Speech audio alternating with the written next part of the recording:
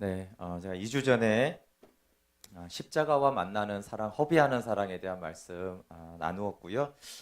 그 뒤에 있는 이야기가 오늘 본문입니다. 네, 2주 전에 모든 사람들이 다 예수님을 이용하려고 할 때 예수님의 장례를 위해서 향유옥합을 준비한 한 여인의 말씀을 나누었습니다. 우리 함께 그 앞에 26장 7절부터 9절 말씀 함께 읽어볼게요. 시작. 한 여자가 매우 귀한 향유 한 옥합을 가지고 나와서 식사하시는 예수의 머리에 부으니 제자들이 보고 분기하여 이르되 무슨 의도로 이것을 허비하느냐, 이것을 비싼 값에 팔아 가난한 자들에게 줄 수 있었겠도다 하거늘.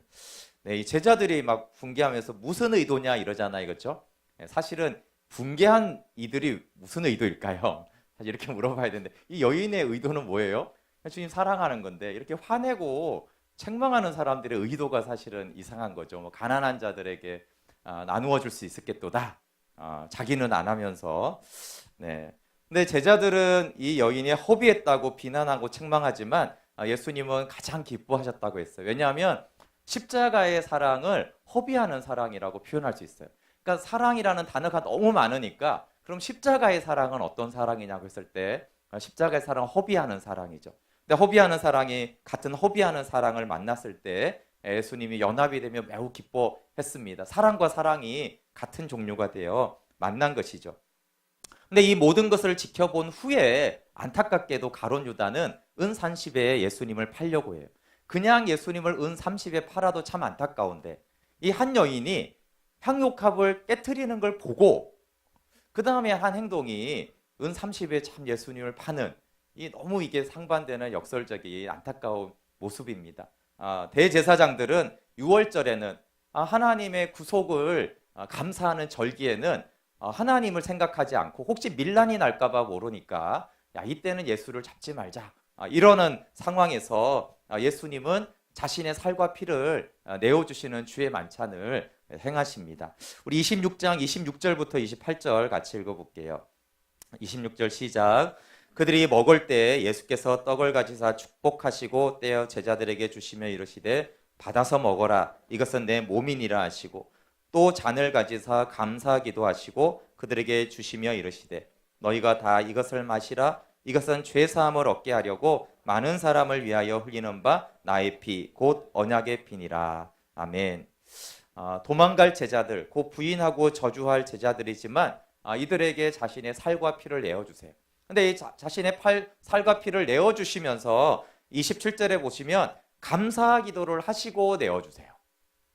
짜증나면서 준 게 아니고 억지로 준 게 아우 정말 너무 아까운데 뭐 주기로 했으니까 이런 게 아니라 하니까 감사 기도를 하시고 내 살을 먹어라 내 피를 마시라 십자가에서 주는 이 생명을 먹고 마시라라고 말씀하고 있습니다.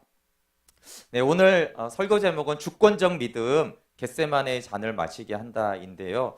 아주 중대한 우리 신앙적인 질문이 뭐냐면 또 많은 분들이 저도 질문하고 많은 분들이 저에게 질문하는 것은 어떻게 하면 내가 죽고 내 안에 그리스도가 사는가요? 하는 것입니다. 왜 이렇게 예수님의 생명으로 잘 사라지지 않는가요? 또 내가 예수님과 함께 십자가에 못 박혔음을 내가 믿는데 왜 내 안에 주님이 그렇게 충만히 사시지 않는가요? 라는 질문이에요. 여러분 십자가 복음을 우리가 믿으면 우리가 믿었기 때문에 우리 안에 영적인 변화와 삶의 변화가 나타납니다. 그렇지만 막상 우리가 이제 삶을 살아가고 할 때 정말 내가 죽고 내 안에 그리스도가 사신다라는 것이 또 잘 안 되는 것도 사실이에요. 그럼 왜 그럴까라고 했을 때 복음을 믿는 믿음이 온전한 믿음이 되지 않았기 때문에 그렇습니다. 온전한 믿음에 대해서 로마서에도 아주 믿음이 무엇인지 잘 설명했지만 또 한편에서는 야고보서에서 믿음이 무엇인지를 아주 잘 설명을 했습니다. 야고보서 2장 14절에 내 형제들아 만일 사람이 믿음이 있노라 하고 행함이 없으면 무슨 유익이 있으리요 그 믿음이 능히 자기를 구원하겠느냐. 또 17절에는 17절 18절입니다. 이와 같이 행함이 없는 믿음은 그 자체가 죽은 것이라. 어떤 사람은 말하기를 너는 믿음이 있고 나는 행함이 있으니 행함이 없는 내 믿음을 내게 보이라. 나는 행함으로 내 믿음을 내게 보이리라 하리라. 행함으로 내 믿음을 보이겠다라고 하면서 믿음이 무엇인지에 대해서 말씀하고 있어요. 근데 예수님과 함께 나는 십자가에 못 박혔습니다. 이렇게 믿잖아요. 그렇죠? 그러면 이 믿음이 어떤 믿음인가는 어떻게 확인이 된다고요? 이 믿음은 행함으로 나타나게 돼 있다라는 거예요. 그래서 행함으로 나타날 때 내가 이 믿음을 온전히 갖고 있구나라고 이제 확인이 되는 것이죠. 그래서 우리가 복음을 믿을 때 이 행함으로 그 복음을 믿음이 나타날 때 그게 구원하는 믿음, 생명으로 살게 하는 믿음이 되어집니다. 제가 지금 말하는 것은 이게 천국과 지옥 가는 것을 말하는 것이 아니라 생명의 풍성함을 누리려면 믿음으로 행하는 믿음만큼 행함으로 나타나는 믿음만큼 풍성한 생명을 누릴 수 있다는 것이에요. 그럼 또 이렇게 질문할 수 있죠. 어떤 행함이 그러면 예수님과 함께 십자가에 못 박힌 십자가에 연합된 믿음입니까? 우리가 이제 야고보서의 믿음을 꼭 어떤 구제하거나 뭐 이런 데만 생각하는데 그러지 않아요. 예수님과 함께 십자가에 못 박혔을 때 이것을 믿을 때 이 믿음도 표현이 되게 돼 있어요. 그 가장 궁극적인 답을 말한다면 그것은 겟세마네의 잔을 마시는 행함이 온전한 믿음입니다. 겟세마네의 잔을 마시는 행함이 생명으로 살게 되는 믿음입니다. 물론 이 한 가지만 행함은 아니에요. 사실 믿음이 나타나는 행함은 굉장히 다양하게 표현되기 때문에 그 믿음으로 표현되는 행함만큼 그 사람이 믿고 있고 그 믿음만큼 하나님의 생명을 누리게 될 것입니다. 예수님이 자신의 살과 피를 감사 기도를 하시고 내어준 다음에 예수님이 한 행동이 뭐냐 하면 겟세마네로 가신 거예요. 우리 한번 마태복음 26장 36절 한번 읽어볼게요. 시작. 이에 예수께서 제자들과 함께 겟세마네라 하는 곳에 이르러 제자들에게 이르시되 내가 저기 가서 기도할 동안에 너희는 여기 앉아 있으라 하시고. 아멘. 이 겟세마네는 이제 감람산에 있는 그 예루살렘 성전이 가까이 있는 그곳인데요. 이 겟세마네는 기름을 짜는 곳이라는 뜻이에요. 감람산은 이제 올리브 나무가 많은 곳이고 올리브 나무가 많은 산에서 겟세마네라는 이 기름을 짜는 장소가 있었는데 그곳이 겟세마네입니다. 예수님은 이 기름을 짜는 곳에서 땀방울이 핏방울이 되도록 기도를 하셨어요. 그것이 말씀하시는 바는 이 올리브가 기름이 되기 위해서는 다 으깨지고 깨어지고 다 갈아져야 되잖아요. 그것처럼 예수님이 다 깨어지고 찢어짐으로 당신의 보혈, 내 피를 마시라고 한 것처럼 그 생명을 내어주는 것을 말씀하는 곳, 그것을 내어주기로 결정한 곳이 겟세마네입니다. 근데 예수님이 왜 겟세마네에 오셨을까요? 예수님은 분명히 내가 예루살렘에서 십자가에 못 박히고 고난받고 부활해야 될 거라고 했으니까 그냥 가서서 십자가에 못 박히시면 되는데 십자가에 못 박히기 전에 이 겟세마네를 찾으셨어요. 왜 겟세마네를 찾았냐면 십자가에 못 박히기 전에 십자가에 못 박히기로 결정하기 위해서 이곳에 오신 것입니다. 실제를 수용하기 위해서 오신 것이에요. 예수님은 이곳에서 제자들에게 내 마음이 매우 고민하여 죽게 되었다 이렇게 말했어요. 이것은 예수님 말 그대로도 너무 고민하여 죽게 되었다는 말씀과 함께 정말로 죽게 되었구나라는 것을 알 수 있는 것이 지금 이 말하는 대상이 누구냐면요. 조금 있으면 예수님을 부인하고 도망가고 저주할 제자들에게 지금 이런 말을 하세요. 여러분 사람이 이렇게 나 정말 너무 힘들어 이런 말을 원래 아무한테는 안 합니다. 금방 나를 배신할 사람에게 야 진짜 나 힘들다 이런 말을 안 하잖아요. 얼마나 힘드셨으면 예수님이 금방 도망가고 부인할 끝까지 지켜줄 사람이라면 이런 말을 할 만하죠. 끝까지 보호해주고 같이 함께 갈 사람이라면 나 너무 힘들어 죽을 것 같아 이렇게 말할 수 있지만 정말 이제 곧 배신하고 도망갈 사람에게 누가 그런 말을 하니 저 같아도 그런 말을 안 할 얼마나 주님의 마음이 힘드시고 고민이 되셨으면 그 제자들에게 지금 내가 너무 고민해서 죽게 되었으니까 같이 기도 좀 하자. 기도도 안 해요 근데 기도도 안 하고 도망갈 제자들에게 이런 얘기를 하는 주님이 마음이 어떤지를 알 수가 있습니다. 여러분 겟세마네라는 어떤 곳입니까? 그것은 하나님이 주시는 잔을 마실 것인가 지나가게 할 것인가를 결단해야 되고 결정해야 되는 장소입니다. 우리 39절 한번 같이 읽겠습니다. 39절 시작. 조금 나아가사 얼굴을 땅에 대시고 엎드려 기도하여 이르시되 내 아버지여 만일 할만하시거든 이 잔을 내게서 지나가게 하옵소서. 그러나 나의 원대로 마시옵고 아버지의 원대로 하옵소서 하시고. 여기 예수님의 원함을 분명히 표현하고 있어요. 예수님이 뭘 원하냐 하면요, 이 잔을 지나가게 하여 달라는 거예요. 예수님은 이 잔이 지나가기를 원하세요.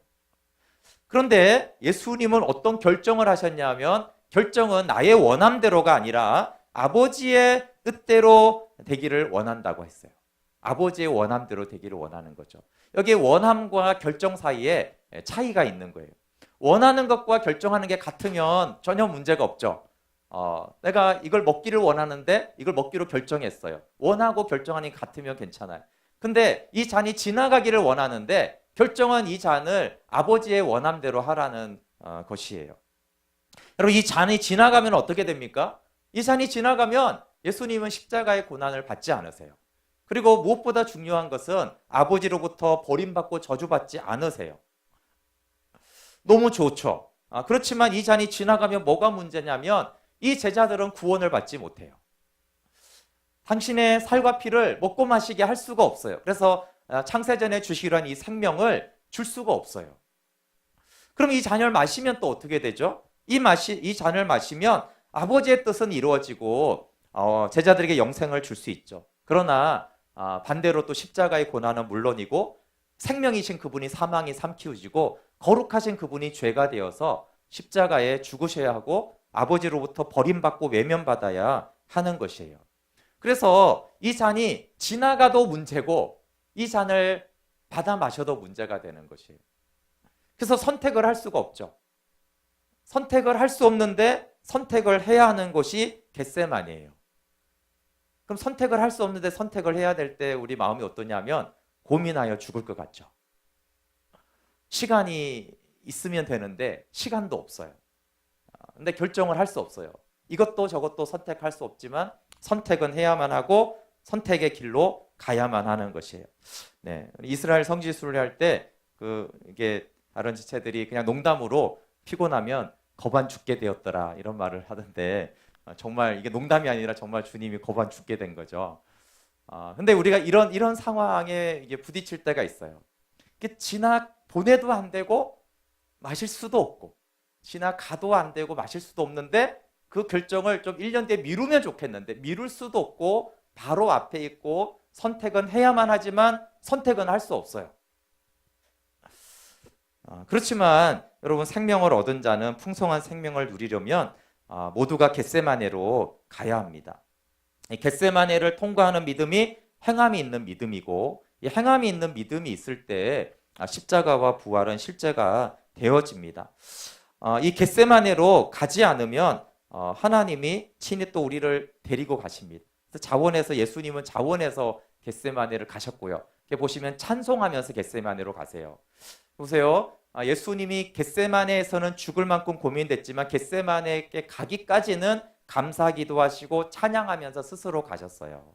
그러나 이 겟세마니라는 곳의 결정 자체가 너무나 고통스럽고 죽을 만큼 힘든 곳이에요. 그러나 그분은 끌려가시지 않았고 자원에서 감사하며 찬송하며 겟세마네까지 가셨어요.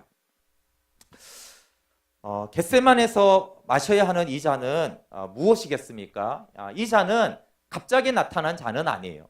굉장히 고민되지만 갑자기가 아니에요. 왜냐하면 예수님은 늘 내가 고난받고 죽임당하고 부활해야 된다라고 여러 차례 말씀하셨어요. 그리고 예수님이 온 것은 원래 이 잔을 마시기 위해서 오신 거예요. 그러니까 늘 예수님은 나는 이 잔을 마셔야지 라고 생각했던 잔이에요. 그러면 이제 십자가 복음을 믿고 아는 자들의 평소에 늘 생각은 뭐냐면 내가 죽고 내 안에 그리스도가 사셔야지. 정말 자기가 부인되어지고 예수 생명으로 내가 살아야지. 이걸 늘 원하고 기도하는 거죠. 그래서 이게 아주 생소한 게 아니에요. 그렇지만 예상은 했지만 막상 그 결정의 때, 행동의 때, 순종의 때가 오면 이게 굉장히 감당하기 힘든 것이고 내가 마시기 매우 싫어하는 또 마실 수 없는 잔이라는 것들을 직면하게 되는 것이에요.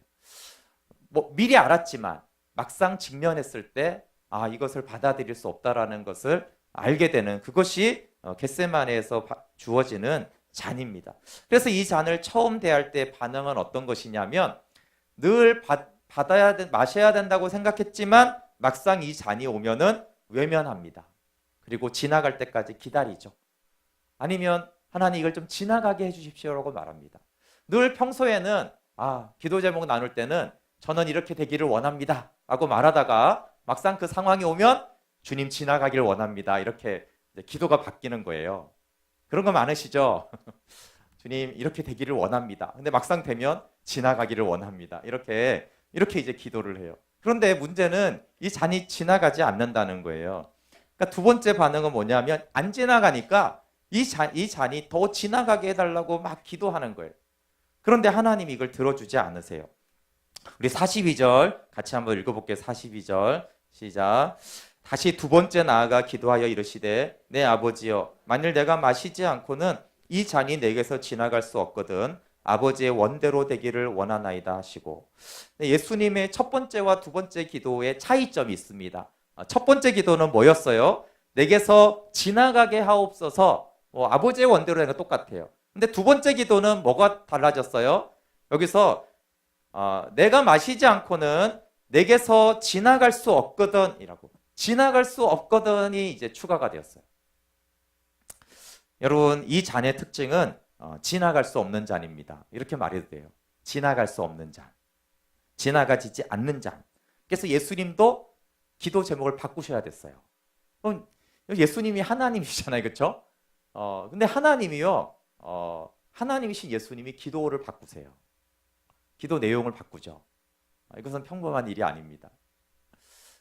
사람이 기도를 바꿔도 내용을 바꿔도 이게 정말 왜 그랬을까 할 수 있는데 예수님이 어떻게 기도 제목을 바꿀 수 있을까요?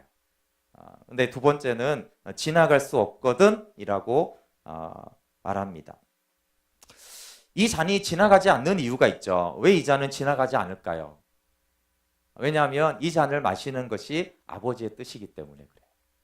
아버지의 뜻이 있기 때문에 이것을 마시는 것이 뜻이니까 아버지는 이 잔을 지나가게 하지 않으세요. 그러니까 예수님도 이 잔이 내게서 지나갈 수 없는 잔이죠 라고 기도하는 것이죠. 왜 그러면 하나님은 이 잔을 지나가지 않고 마시기를 원하겠습니까? 왜냐하면 이 잔의 효력 때문에 그래요. 이 잔의 효력. 이 잔은 우리에게 자아가 파괴되어지고 부활 생명으로 살게 하는 효력을 나타냅니다.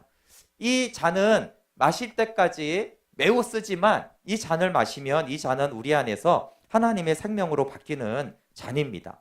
그래서 이 자아 파괴의 세 단계가 있다고 볼 수 있습니다. 십자가에 못 박힘 또는 생명을 누리는 세 단계가 있다고 볼 수 있는데, 첫 번째 단계는 우리가 진리를 믿는 것이에요. 정말 예수님이 나와 함께, 왜 예수님이 죄가 되어 죽었지? 죄인된 나와 함께 예수님이 십자가에 죽었구나. 이것을 내가 믿을 때 1차적으로 자아는 파괴가 되어집니다. 그러면 우리는 내 안에 주님이 사심을 알고 하나님을 사랑함으로 기쁘게 예배하고 또 봉사하고 어느 정도 이 세상 즐거움을 끊고 믿음 안의 삶을 시작해요. 이것이 이제 1차적인 행하는 믿음이라고 할 수 있어요. 아까 행하는 믿음이 딱 하나만 있지 않는데 그러면서 하나님과 가까이 하는 생활을 시작해요. 이 행하는 믿음이 있기 때문에 부활에 연합되면서 부분적으로 하나님의 기쁨과 사랑을 맛보면서 생명으로 살아가게 되어집니다. 그렇지만 좀 깊은 삶은 되지 않아요. 예를 들어 교회 안에서는 충만한데 직장 가서는 학교 가서는 짜증이 난다든가 이런 이제 상태가 되는 거죠. 2차적인 생명의 누림과 자아 파괴는 십자가에 못 박힘과 내 안에 주님이 사신다라는 것이 얼마나 실제적인지를 깊이 인식하고 경험하는 것이에요. 그러면 더 과감한 결단을 하는데 어떤 믿음을 행하게 되냐면요, 약간 중독 차원의 어떤 것들을 십자가에 못 박고 내어버립니다. 내가 이렇게 굉장히 왕노릇하던 것들을 끊어버려요. 사람들마다 이제 그런 것들은 다르잖아요, 그렇죠? 사람들마다 쇼핑 중독이 있든 드라마 중독이 있든 우리 자녀들이면 게임을 하거나 음란하거나 돈에 대한 욕심이 크거나 자신을 좀 막 드러내야 되거나 취미지만 그 취미가 거의 굉장히 이렇게 중독적인 어떤 취미들이 있어요. 근데 그런 것들을 이제 내어버리고 끊어버려요. 그러면서 이제 2차적인 이게 믿음의 행함이죠. 행하는 믿음이 있잖아요. 그렇죠? 믿음으로 행함이 나온 거예요. 그렇기 때문에 더 이들은 하늘의 기쁨을 누리고 정말 주님의 생명이 너무나 풍성하구나. 하나님이 이렇게 큰 사랑을 주셨구나라는 것들을 맛보아 누립니다. 그렇지만 사실 이것은 자아의 겉부분이 파괴되었다라는 것이. 근데 이 은혜가 너무 크기 때문에 사실 이것으로 대부분은 나의 자아가 파괴되고 내 안에 주님이 사신다라고 생각을 하지만 사실은 자아의 중심부까지 파괴가 되지 않은 상태인 것이에요. 그래서 뭐가 문제냐면 풍성한 은혜를 누리는데 지속성이 대부분 없어요. 굉장한 경험을 했는데 지속성이 되지 않는다라는 한계를 경험합니다. 그래서 세 번째 이 자아가 파괴되고 생명을 누리는 것이 뭐냐면 겟세마네의 잔을 마시는 것이에요. 이것이 세 번째 행하는 믿음이고 온전한 믿음입니다. 이것은 자아의 중심부를 타겟으로 합니다. 그래서 풍성한 생명을 누리되 지속적인 누림을 주는 믿음이에요. 그래서 십자가에 못 박혔다라는 장사되고 부활했다는 똑같은 고백의 믿음이 사실은 그가 행하고 말씀에 복종하는 것을 보면 어디까지 믿고 있는지를 보여줍니다. 그러면 구체적으로 이 잔은 무엇이겠습니까? 예수님이 마신 잔과 우리가 마시는 잔은 좀 다릅니다. 예수님이 마신 잔은 죄의 잔입니다. 예수님은 죄의 잔을 마심으로 거룩한 분이 죄가 되어 십자가에 못 박혀 죽으셨어요. 예수님이 피를 많이 흘려서 죽은 게 아니라 예수님이 죄가 되셨기 때문에 죄의 삭은 사망이기 때문에 예수님이 우리의 죄를 담당하셔서 죽으시고 물론 죽으셨기 때문에 부활하셨습니다. 근데 우리가 마시는 잔은 우리는 원래 죄이니까 죄를 마실 필요는 없죠. 우리는 이 죄된 자아를 파괴하게 하는 잔을 마시는 것입니다. 즉 십자가에 못 박히게 하는 잔을 마시는 것이에요. 근데 이 잔을 좀 구체화시키기는 조금 힘든 것은 사람마다 다르기 때문에 그래요. 그러나 이 잔에 공통점들이 있습니다. 공통점들은 어떤 것이냐면 도저히 받아들일 수 없는 것, 매우 싫은 것을 받아들이는 것이에요. 그리고 이 잔은 이런 것입니다. 아까 1, 2차로 은혜를 받고 하나님을 믿으면서 상당히 이렇게 많은 죄와 세상 즐거움과 욕심을 없애버렸잖아요. 그렇죠? 포기했잖아요. 그렇죠? 그러면 이제 완전히 자기가 세상 즐거움과 교만과 하나님을 다 버렸느냐? 그러지 않은 걸 자기도 알아요. 그런데 하나님이 계속 은혜를 주시거든요. 그러니까 이제 어떤 생각을 하게 되냐면 이 정도의 왕노릇은 봐주시나 보다. 그치, 사람이 또 다 뭐 이렇게 그렇지, 어떻게 100% 또 주님 뜻대로만 사나. 이런 세상 즐거움도 있고 좀 이런 죄도 좀 있고 이런 내가 꼭 갖고 싶은 욕심은 이 정도는 이제 가지고 사는 것이지, 이건 하나님도 다 이해하시고 인정하시고 이해해 주실 거야 라고 하는 것이 타겟이 되는 거예요. 그래서 이게 믿음 안에 들어왔어도 별 문제가 아니라고. 그렇다고 뭐 이게 크게 뭐 사람들을 해치는 것도 아니고 뭐 이게 크게 뭐 세상을 나쁘게 하는 것도 아니니 하나님은 이 정도는 괜찮다라고 하는 것을 하나님이 포기하라고 하는 것이에요. 이것만은 당연히 누려도 되지. 예수님 믿는다고 굳이 다 그래야 되나? 이런 것들은 예수님을 믿어도 누려도 돼라고 하는 그것을 포기하게 하는 것이 잔을 마시는 것이. 작년에 그 최용덕 간사님이 그 사모님하고의 관계에서 충격을 받은 게 있다고 그랬어요. 당신하고 사는 게 지옥 같다라는 이 충격적인 사실을 받아들이고 사모님에게 완전한 자유를 줬다라고 했는데 엄청 꼼꼼한, 또 이분이 완벽주의자인데요. 그 간사님이 매우 느긋하고 느리고 대충 일하는 성격이래요. 성격은 너무 좋으신. 근데 그 간사님을 너무 좋게 보는 거죠. 전에 같으면 속이 터지죠. 그런 것들이 태용독 간사님의 간증이 뭐였냐 하면 그분이 이 겟세마네 잔을 마셨다라는 뜻이에요.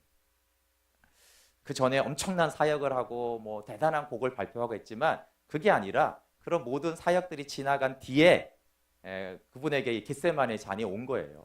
너무 예상하지 못했다. 그분이 그걸 다 받으셨죠. 그리고 그분의 인격과 생각하는 것들이 다 바뀌었어요. 그분이 뭐 사모님한테 이렇게 막 가르치고 약간 율법적이고 뭐 완벽주의적이고 막 반드시 막 대단한 헌신을 해야 되고 이래도 하나님이 축복하시고 쓰시고 풍성케 하셨거든요. 그러니까 이 정도는 괜찮지 이렇게 생각했던 거예요. 근데 하나님이 어느 날 그것들을 이제 갑자기 다루시는 것이죠. 너무나 이렇게 왜 이제 그 채간사님이 놀랬다고 했냐면 아까 말한 이 정도는 다 괜찮은 거라고 생각했대요. 그래서 겟세마네 잔은 굉장히 당황스러운 것인데 이것은 충분히 하나님이 봐줄 영역이라고 생각을 했기 때문에 어려운 거예요. 1, 2차 때 헌신하여 포기하는 거는 평소 때도 하나님이 이걸 버리길 원한다는 걸 알고 있던 거예요. 근데 버리길 원하는데 버리지 못했던 거를 하나님의 은혜를 받았고 십자가의 생명을 알면서 평소에 버려야 된다고 생각한 걸 버린 거예요. 근데 이 겟세마네 잔은 그런 요소도 있지만 그러지 않을 거라고 생각했던 것을 이제 포기하게 하는 것이 겟세마네 잔이에요. 그래서 아까 이제 그 내용은 사람마다 다릅니다. 그게 돈이 될 수도 있고 자식이 될 수도 있고 부부 관계가 될 수도 있고 자존심을 지키는 걸 수도 있고 건강일 수도 있고 자기 의도 있고 뭐 관계를 원하는 그 깨어지는 것이 있고 정말 아무도 다 없이 떠나는 외로움일 수도 있어요. 그건 다르죠. 근데 여러분 하나님이 주시는 이 잔인지 그러면 어떻게 아는가라고 했을 때 처음에 이제 성령님이 알려주시면 가장 잘 알겠죠. 이것이 네가 마시길 원하는 잔이다 그렇게 말씀하시면 되고요. 그러지 않으면 알 수 있는 방법은 예수님이 하신 기도에 있는데 지나가지 않는 잔이에요. 절대로 지나가지 않아요. 사실 여러분 어려움이 오거나 문제가 있을 때 그냥 다 받아야 되는 건 아닙니다. 우리가 분별해서 영적 전쟁에서 대적하고 쫓아내야 될 것이 있고 지혜롭게 그 일을 잘 처리해야 되는 것이 있고 문제가 있으면 그 문제를 하나님의 은혜로 해결해야 되는 것이에요. 그런데 아무리 영적 전쟁을 해도 안 되고 아무리 인내하면서 기다려도 안 되고 아무리 모든 지혜를 동원해서 해결해도 안 되는 게 있어요. 안 지나가는 게 있어요. 그러면서 이제 뭘 알게 되냐면 이건 하나님이 막으시고 있구나 라는 걸 알게 돼요. 하나님이 막으셨네. 그것이 잔입니다. 그리고 잔을 마신다라고 하는 것은 아까 말한 것의 또 다른 가장 큰 특징은 뭐냐면요. 여기서만큼은 하나님 노릇하고 싶었는데 그것을 포기하는 것이에요. 그럼 사람의 원죄가 하나님 노릇하고 하나님 같이 되고 싶은 것인데 현실적으로 모든 곳에서 하나님이 될 수는 없잖아요. 그렇죠? 그래서 사람들이 나름 정합니다. 이렇게. 예를 들어 군대 가면 쫄따구로 가면 하나님 노릇 포기하겠죠. 그럼 포기하면. 근데 병장이 되면 이제 상병이 되면 하나님 노릇을 이제 찾기 시작합니다. 회사도 마찬가지죠. 내가 어느 직급이 되면서부터 여기서 하나님 노릇을 시작합니다. 근데 이제 사람마다 다르지만 하나님 노릇을 하는 특징들이 회사에서 상사가 됐을 때, 또 학교에서 선배가 됐을 때, 아니면 학교에서 이상하게 싸움을 잘해서 짱이 되었을 때, 이럴 때 이제 하나님 노릇을 하는 걸 찾아요. 그리고 가장 많은 것이 뭐냐면 가족이에요. 부부 관계에서 한쪽이 이제 하나님 노릇하기를 매우 기뻐하죠. 사실 양쪽이 다 그런 마음으로 만나는 것이죠. 그리고 이제 자식에게 왕노릇하는 사람이 있고요. 또 부모에게 자식이 왕노릇하는 사람이 있어요. 부모한테 막 하면서 자기가 마음대로 하는. 밖에 나가면 매우 예의가 있는데 그 사람한테만은 자신의 욕심과 주장과 욕구를 다 표현하고 그걸 들어달라고 하고 안 들어주면 매우 강압하거나 비난하거나 심지어 폭력을 행할 수도 있는 것이에요. 그래서 사람들마다 사실은 모든 곳에서 하나님 노릇하고 싶은데 그게 안 된다는 이성이 있으니까 아니까 사람들은 나름 이제 정하는 곳이 있어요. 근데 이제 그 중에서 여기는 하나님 노릇은 안 되겠다. 여기 가서는 순종 잘해야지. 말 잘 들어. 이런 곳이 있고 중간 애매한 곳이 있고요. 마지막에 사람마다 다 갖고 있는 곳이 있는데 여기서만큼은 나는 하나님이 돼야겠어. 이런 곳이 있어요. 그것이 첫 번째는 사람입니다. 두 번째 사람에게 안 되면 어떤 물질이나 환경이나 취미로 넘어갑니다. 노숙인들은 대부분 중독이 있어요. 사람한테 왕노릇을 포기한 대신에 자기 나름의 하나님 노릇하는 통로들이 있습니다. 그런데 사실 먼저는 사람에게서 왕노릇할 사람을 찾습니다. 그래서 이 사람한테만은 나는 좀 하나님 노릇 좀 하고 싶다. 이런 거 있죠. 부모, 자녀, 아내, 남편, 애인, 친구, 직장, 부하 등등입니다. 근데 그것을 하나님이 포기하라고 하는 것입니다. 두 번째 이제 이것만큼은 나는 가져서 하나님 노릇하고 싶다. 네, 우리 대기업 갑질 나오잖아요, 그렇죠? 갑질이 뭐예요? 갑질하면 여러분 신납니다. 하나님 된 것 같잖아요. 그래서 갑질을 하는 거예요. 갑질은 나쁘지만 다 하고 싶은 거죠, 사실은. 그래서 이제 그런 거 이제 권력이 있으면 돈이 있으면 하나님 노릇할 수 있잖아요, 그렇죠? 그러니까 이제 뭐 돈이나 집이나 외모나 건강이나 또 나는 뭐 그게 안 되니까 그럼 혼자 스마트폰이라도 게임이라도 죽도록 나는 하고 싶어. 뭐 이런 것들 아니면 혼자 명예가 있어서 혼자라도 이렇게 방구석 들어서 난 정말 훌륭한 사람이야. 이렇게 혼자라도 자화자찬하는 어떤 하나님 노릇이라도 하여튼 뭔가는 해야 되는 그게 있어요. 왜냐하면 이 죄인은 그것을 안 하면 살 수가 없어요. 죄인은 반드시 하나님 노릇하는 어떤 게 있어야만 해요. 아까 말한 대로 노숙하시는 분들도 각자 하나님 노릇하는 게 있어요. 그게 술이든 경마든 도박이든 뭔가 있으세요. 네, 잔을 마신다라는 건 뭐냐 하면 바로 그걸 포기하는 거죠. 그걸 포기하고 주님으로 만족하는 것이에요. 하나님 노릇은 교만이지만요, 그 목적은 만족을 위한 거거든요. 하나님 노릇이 통하면요, 굉장히 만족이 됩니다. 만약에 내가 어떤 원하는 대상이 있는데 그 대상이 나를 하나님 노릇 시켜주잖아요. 그 매우 만족이 됩니다. 내가 돈을 벌어 하나님 노릇하고 싶은데 돈이 막 벌리잖아요. 매우 만족이 됩니다. 그래서 그 만족을 끊고 유일한 만족은 하나님이라는 거, 나의 만족은 예수 그리스도라는 것을 알게 하고 또 그걸 결정하는 곳이 겟세마네예요. 그럼 언제 이 잔을 마시게 되겠습니까? 이 잔은 주권적인 믿음이 있을 때 마시게 돼요. 왜냐하면 이 잔은 쓴 잔이기 때문에 마시고 싶지 않아요. 그래서 예수님이 하신 두 기도 가운데 비결이 있는데 첫 번째 알아야 될 것은 내게서 지나갈 수 없거든을 아는 거예요. 이게 지나갈 수 없구나. 지나갈 수 있다면 아무도 이 잔을 마시지 않을 것입니다. 그러나 지나갈 수 없는 잔이기 때문에 고민이 깊어지는 거죠. 두 번째는 아버지의 원대로 하옵소서라는 기도예요. 이 보기에는 끔찍한 잔이 하나님의 선하심과 인자하심이라는 것을 아는 거죠. 하나님이 사랑함으로 합력하여 선을 이루는 잔이라는 것을 믿는 것이에요. 그래서 매우 억울하고 부당하고 비참해 보이는 것 같지만 하나님의 사랑이고 선하심을 믿어야지만 믿음으로만 이 잔은 마실 수가 있는 잔인 것입니다. 그래서 하나님의 사랑과 주권을 믿을 때만 이 잔을 받아 마실 수가 있습니다. 이 잔을 마시면 어떻게 되겠습니까? 여러분, 이 잔을 마시면 겟세마네를 통과하면 십자가와 무덤을 통과하게 됩니다. 잔을 마시지 않으면 뭐가 문제냐면요, 십자가와 무덤을 통과할 수 없습니다. 왜냐하면 그 고난을 견뎌낼 수 없고 그 어두움을 감당해내지 못합니다. 그래서 겟세마네의 잔을 마신 자만이 십자가의 무덤을 통과하게 되고 연합되어 부활에 연합되게 되는 것입니다. 여러분, 예수님이 겟세마네의 잔을 마시기로 한 후에 십자가를 능히 지시고 죽으시고 부활하셨어요. 십자가에서 주어진 이 풍성한 생명이 강같이 흐르기 위해서는 이 잔을 마셔야 됩니다. 다시 말하지만 잔을 거부하면 거부할 수는 있습니다. 우리는 자유의지가 있고 인격이기 때문에. 다만 거부한 사람들은 십자가의 고난과 무덤을 견뎌내지 못합니다. 그래서 도망 나오거나 계속 십자가와 무덤에만 있는 시간이 지속이 되는 거예요.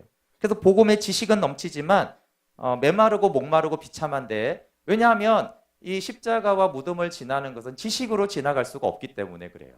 지나가지지 않습니다. 그러니까 지나가지 않으니까 계속 고통스럽고 비참하거나 메마른, 영적으로 드라이하게 되는 것입니다. 여러분, 성경에는 이 하나님의 주권을 수용함으로 이 잔을 마시고 생명으로 산 믿음의 증인들이 참 많습니다.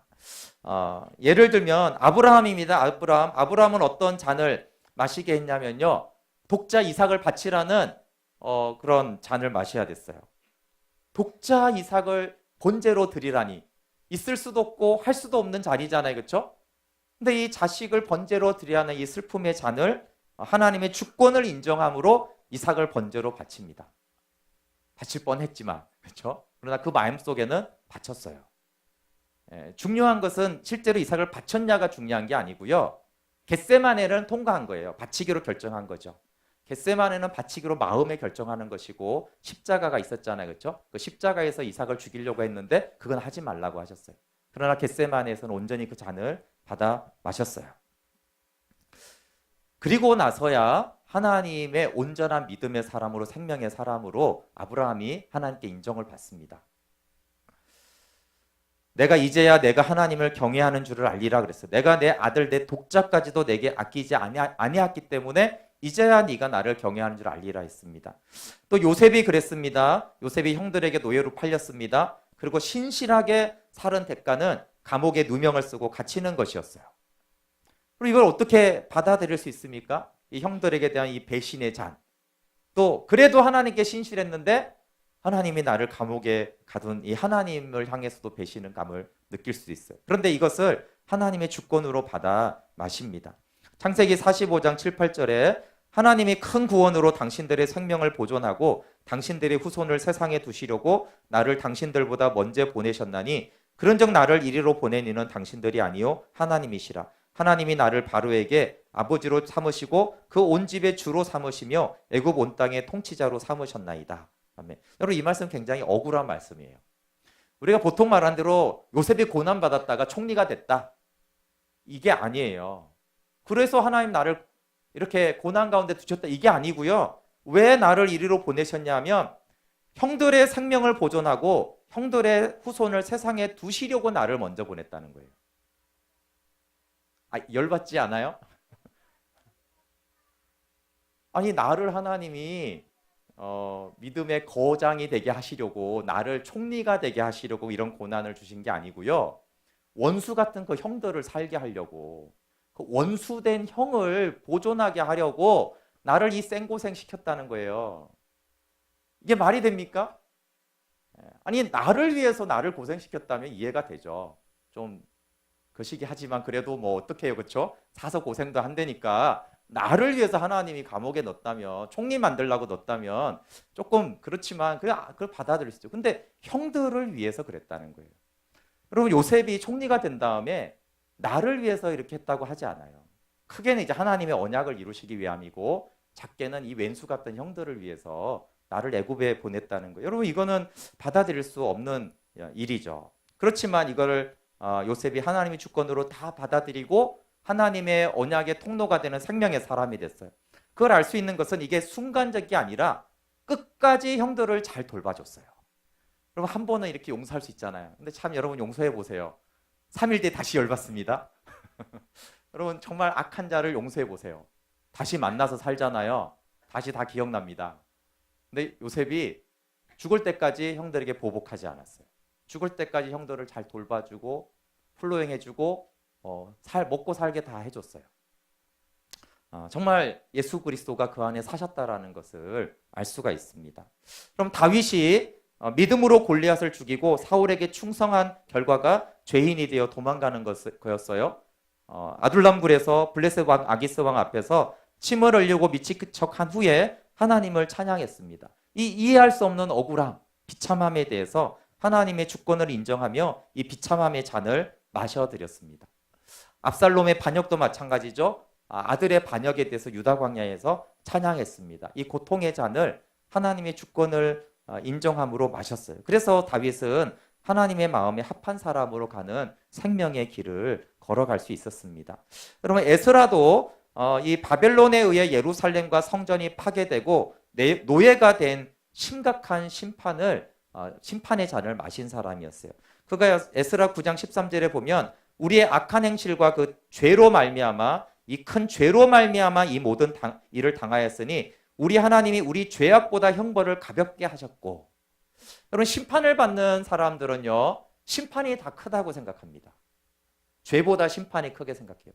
근데 어떤 사람이 잔을 마신 사람이냐면요 심판보다 내 죄가 더 크다고 아는 사람이에요. 에스라가 그렇게 말하는 거예요. 그럼 바벨론의 성전이 파괴되고 노예로 잡혀간 것은 아주 극악한 심판이죠. 그런데요, 이 극악한 심판보다는 우리 죄가 더 크다는 거예요. 죄에 비해서는 심판이 가볍다는 거예요. 이게 심판의 잔을 마신 사람의 고백이죠. 욥은 하나님을 경외한 결과 엄청난 고난을 겪게 되었습니다. 욥이 자기 의가 있지 않았습니까? 그래서 고난받지 않았습니까? 여러분, 그건 말이 안 되는 것은요. 그러면 자기 의가 없을 만큼 죄만 행한 죄인은 왜 하나님이 안 치십니까? 자기 의가 있는 사람을 치시면 죄가 있는 사람은 더 쳐야 되는 거 아닙니까?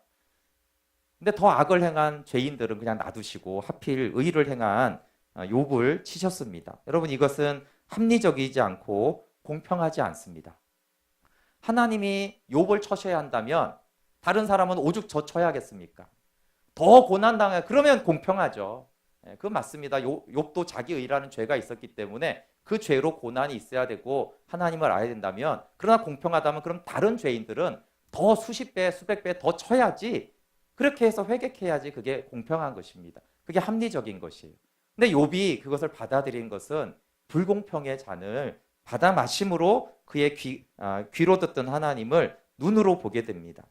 호세아는 타락한 시대의 신실한 청년 선지자였습니다. 근데 정말 하나님이 고멜과 결혼하게 해서 정말 죄송하지만 개고생을 시켰습니다.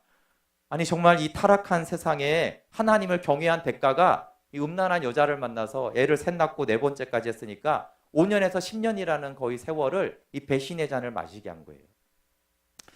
근데 이것을 호세아가 받아들이고 하나님의 사랑과 생명을 경험하고 알게 돼요. 그걸 알 수 있는 건 뭐냐면 고멜을 가서 다시 사랑합니다. 이 바보 같은 짓이죠. 근데 하나님의 사랑이 그 안에 부어졌기 때문에 그 고멜을 계속 사랑할 수가 있었던 것입니다. 그럼 신약에도 바울이 마찬가지입니다. 바울이 이렇게 고백하고 예루살렘으로 갔어요. 내가 복음 증거를 마치려 하면은 나의 생명을 조금도 귀하게 여기지 아니하노라. 그래서 예루살렘으로 간 결과가 뭡니까? 감옥에 억울하게 갇히고 매맞고 그랬습니다. 그럼 매맞는 것까지 좋은데 복음 증거를 마치러 갔으니까 복음은 잘 전해져야 될 거 아니에요? 2년 동안 한 명도 예수님 영접 안 합니다. 복음이 전해지지 않아요. 그렇지만 이 바울은 이 외면의 잔을 받아들이고 다시 복음을 들고 로마로 갑니다. 이런 모든 이 하나님이 특별히 사랑한 믿음의 사람들이 당한 것은 이해되지 않는 것이에요. 그래서 하나님의 주권을 인정할 때만 그것을 받아들일 수가 있는 것입니다. 여러분, 주권적인 믿음이 있을 때만 이 겟세마네의 잔을 마실 수가 있어요. 그러지 않으면 너무 억울하거나 이해가 안 되거나 있어서는 안 될 일이거나 너무나 비참하게 되기 때문에 그래요. 그래서 사건이나 일이나 그 결과 자체로는 그것은 받아들일 수 없어요. 근데 받아들이는 유일한 일은 그 일을 이해돼서 받아들이거나 감당할 수 있어서 받아들이는 것이 아니라 하나님의 주권이기 때문에, 하나님이 주시는 잔이기 때문에 받아 마시는 것입니다.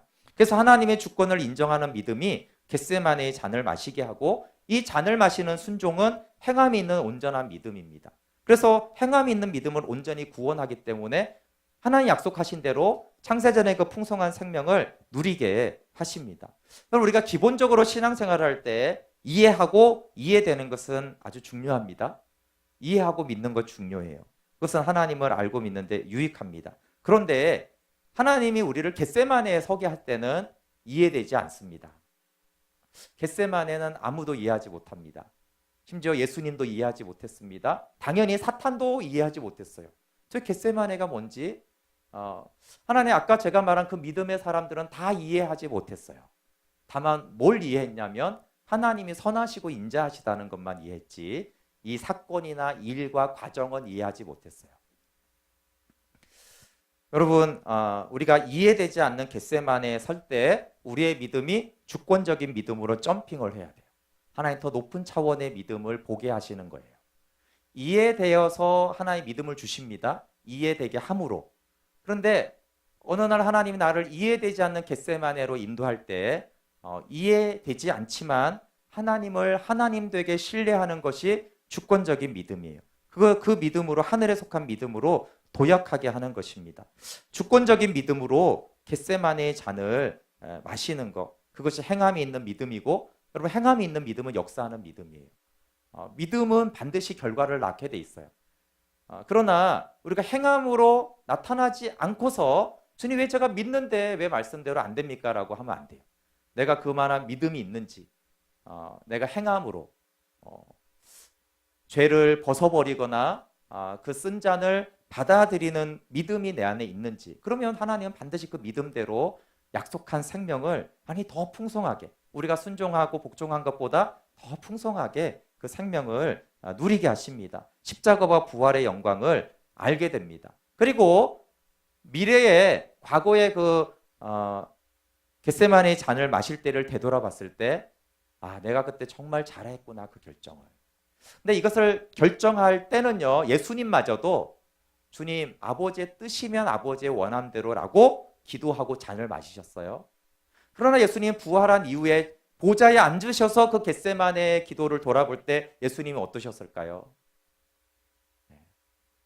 여러분 예수님의 모든 공생애 가운데 가장 잘한 사건이, 가장 잘한 결정을 한 것이죠. 그 십자가의 잔을, 죄의 잔을 받아 마시기로 결정한 것. 그러나 마시기 전에는 고민하여 죽게 되어지고 갈등이 되고 어려운 결정이지만 그것이 지난 이후에 하나님 안에 온전히 있을 때 되돌아봤을 때 예수님이 수많은 사람을 고치고 치유했지만 또 많은 제자를 선택했지만 그 모든 결정보다 가장 잘한 선택이 아버지 이 잔을 아버지의 뜻대로 하십시오 라고 했던 이 기도일 것입니다. 그럼 우리가 많은 기도를 하잖아요. 많은 고백을 하나님께 드리는데 하나님께 가장 우리가 드릴 수 있는 최고의 기도는 하나님 이 잔을 마시는 거예요. 내게서 지나갈 수 없거든 주님 아버지의 뜻대로 하시옵소서. 제가 이 잔을 받아 마시겠습니다. 네, 같이 우리 좀 찬양하고 기도하겠습니다.